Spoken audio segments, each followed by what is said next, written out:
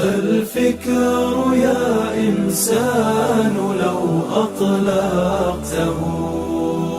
متأملا في قدرة الرحمن لخضعت إجلالا وتسبيحا له سبحانه رب عظيم الشان يعلو ولا يعلى وجل علوه وصفاته كملت بلا نقصان سلطانه باق ويبقى ملكه هذا ويفنى كل ذي سلطان في كل شيء قد تكامل صنعه ذا محكم التنزيل خير بيان قد عم أرجاء الفضاء بآيه انظر ترى ما لا يصفه لساني هذه السماء تزينت بكواكب لجمالها رفعت بلا أركان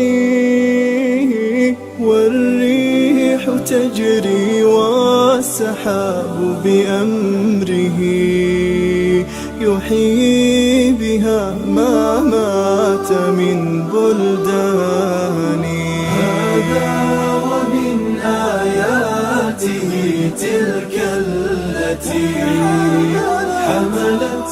بلا رجل ولا بهتان والكل جند للإله أما ترى جندا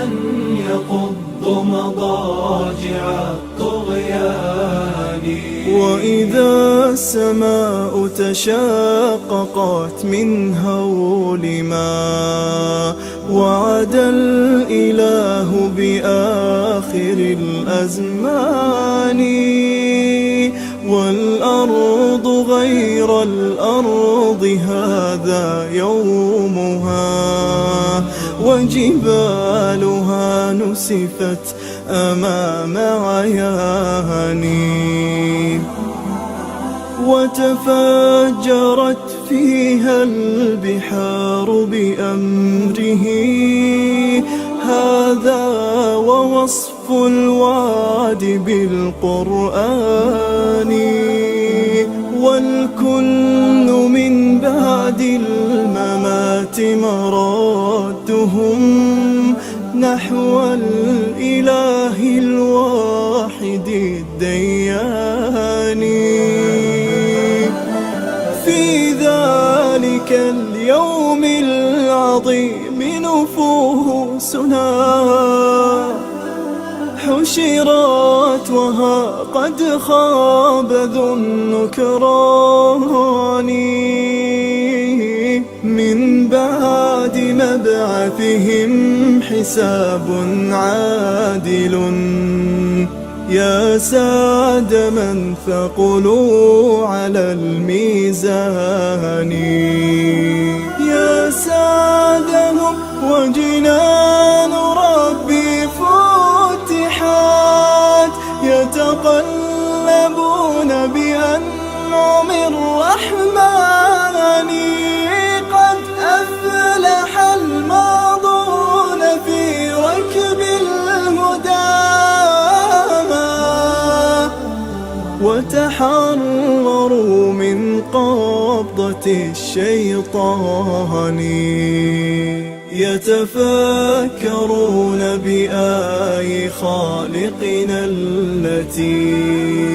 نطقت وتدعونا إلى الإيمان.